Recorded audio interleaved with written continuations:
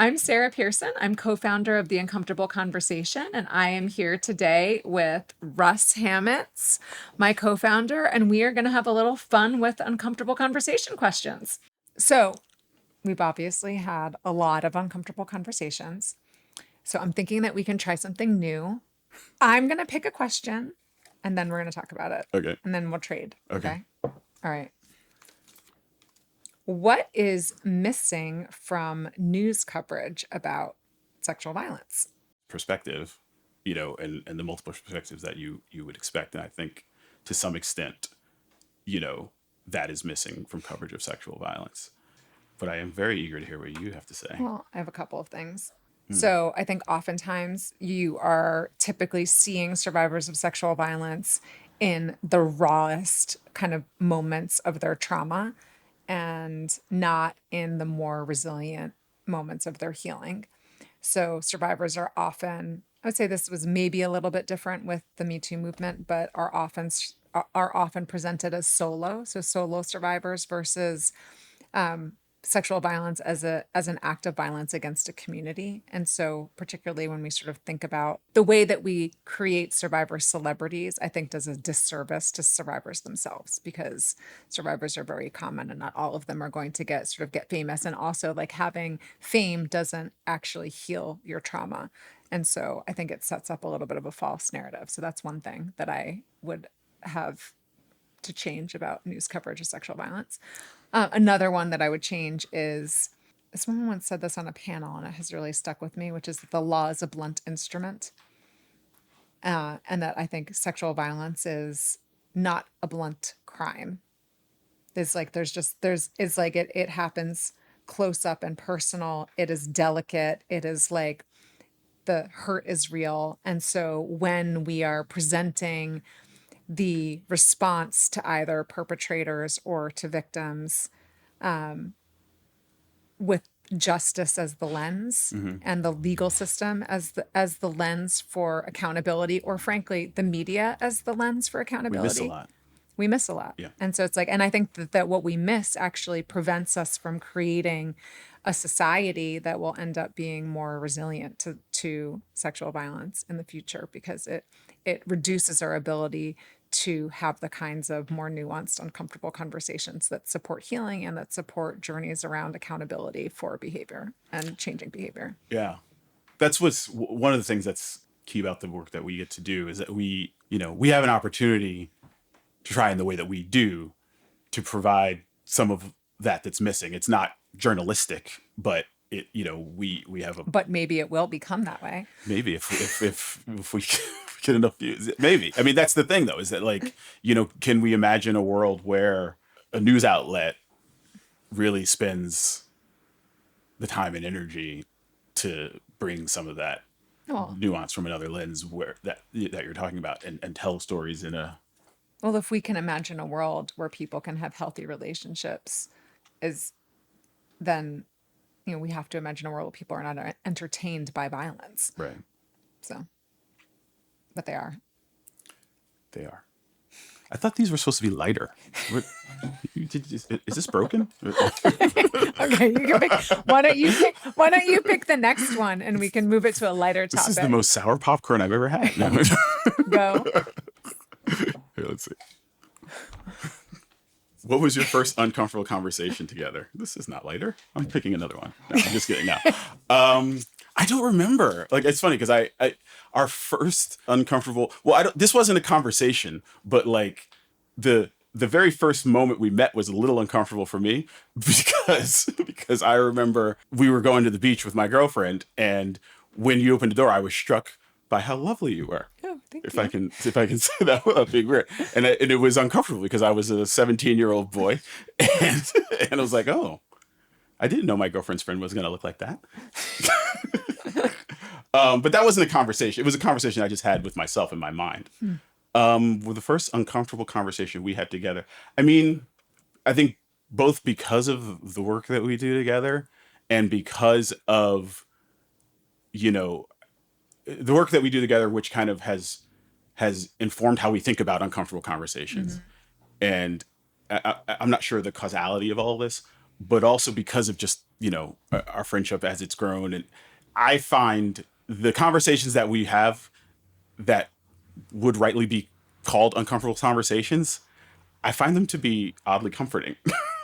You know Yeah, what I I mean? mean, they don't feel, I mean, I think They about don't, all of the things that we've navigated, right? Is that yeah, we've navigated a sort of what is my place in your life as a friend when you are getting married or when you're in another relationship, right? It's right, like we've navigated what does it mean to become parents? We've navigated, conversations about race, about gender, about faith, about political stance that like across a lot of differences and yeah, differences in perspective and opinion. And I think I do remember, and I can't remember what the topic was, but I do remember moments where I would feel afraid that our disagreement meant that there was something broken in our connection, or that sort of we wouldn't be able to kind of like, what if this is a topic that we can't and they're never, I mean, it's at this point, I think I trust that we will figure yeah. out how to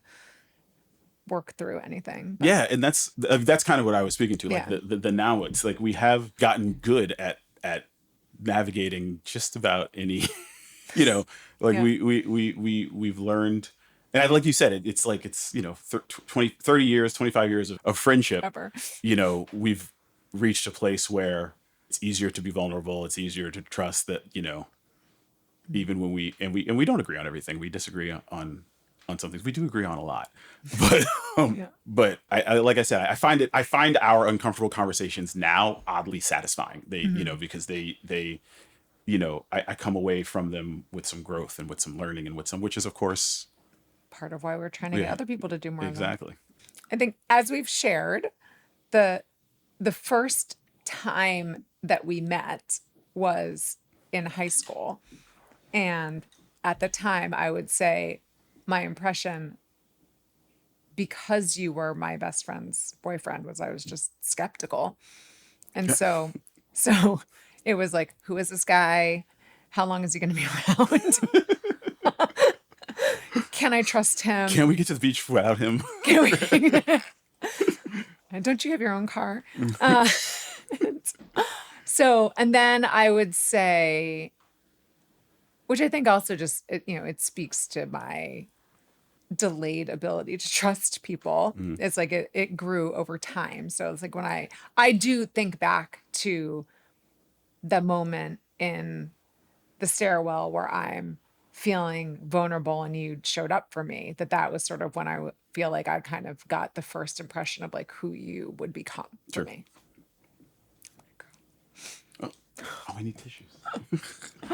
So, Is there another one here? Oh, it's your turn, or is it my turn? It's your turn. oh, it's my turn. Okay. All right. I think this is the last one. If a celebrity is canceled, can I still watch or listen to them?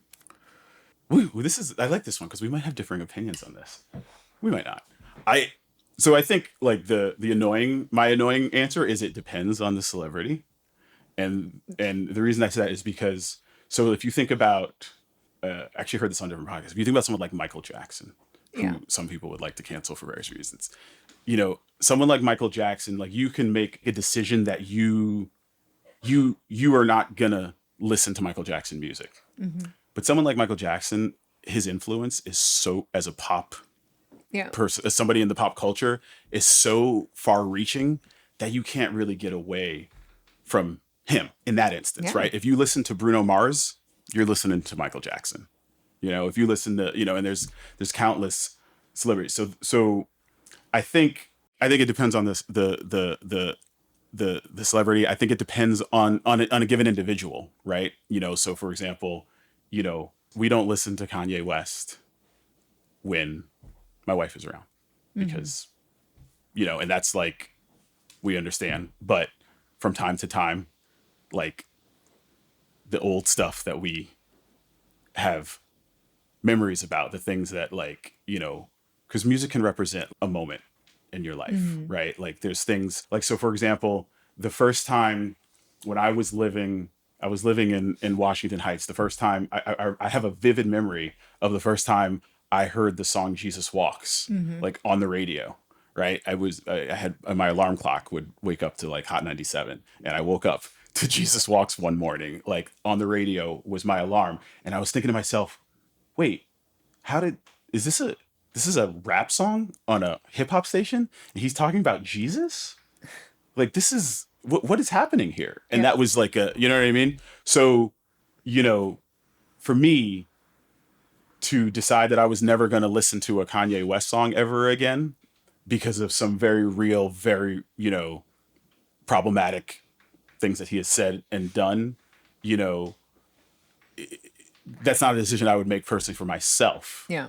But out of respect for people around me who feel strongly and differently, and do you see what I'm saying? No, I know exactly what you're saying. I Yeah. mean, so I think about it through the lens of I was abused by somebody in my family.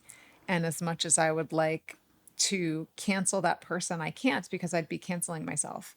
And so if you're thinking about somebody who, for better or worse, has had a cultural impact on society, it's sort of like what does the canceling really do? And so I think you have to be so I mean, I think one is like the cancel culture also doesn't it doesn't create much possibility for growth or redemption. And again, not with the person that you've directly harmed, Right. but I don't think even somebody, it's like when I think about my own perpetrator who's no longer alive, but it's, do I think that that person should have never had another healthy relationship or connection or friend in their life ever? Like, no, like I think that rapists should have friends because otherwise, like, how are they going to gonna like get better? learn and get How- better? yeah. Right. And so like, unless we're going to sort of cancel people and put all the canceled people on an island, like pretty soon that island will just be everybody Right. again. And so I think that's the challenge. Now, I also think that if there are artists that are particularly triggering for you, is like what you're talking about is how do you create the conversation where it's like, I won't watch Bill Cosby anymore. Right. Like, I don't want to see him. I don't want to see the show. I don't want to think about Cliff Huxtable, but does that mean that I also do recognize that by not watching the Cosby Show, that it's not just Bill Cosby that doesn't make money anymore. It's also other people who are on that show and who didn't have anything to do with his negative behavior. Right. So, and I used him as an example because he was actually convicted in a court of law. So, Right. and I think that there are often cases where somebody might get canceled for posting the wrong thing on the internet. Like that to me, there's not a lot of nuance in cancel culture. And I think that it happens really fast. And I don't necessarily think it's healthy. But so it's like, so yes. So can you still enjoy the music or art that is made by somebody who is a convicted without a shadow of a doubt perpetrator of sexual violence? Absolutely. Do you have to enjoy their music? Of course not. No. Can you never listen to somebody again because you don't like something that they said? Sure. You have so many choices. You have so many. So it's, so I do think that it's, and that also just brings up the issue. Also, we can't necessarily make those decisions for each other. Well, we can't, right. Yeah. It's like what as a boundary for me might not be a boundary for you, but Right. that there is a place in communities where we do have to set boundaries at some level. Right. And so, so I think one of the things that we've struggled with as a society, which is also a fair thing to struggle with, is that the justice system has been inherently flawed. And so I think that's like what happened in the Me Too movement is we'll just cancel people in the media and just, hold them accountable that way. And in some cases that was actually really helpful, but in some cases that's also an imperfect system of justice. Right. And so how do you really kind of come back around to a place where we can right size that? I don't have the answer, but I think you do. You do it by having uncomfortable conversations. It's true. Fine. So, and to do those more at the level of policy and government and societal institutions rather than just individuals. We could go on and on and on about the need for more nuance in conversations and interactions And many topics, between and many indeed. topics. But Indeed. you know, we'll save that maybe for our next podcast. For our next one. Thank you, Russ. It's always fun to have uncomfortable conversations with you.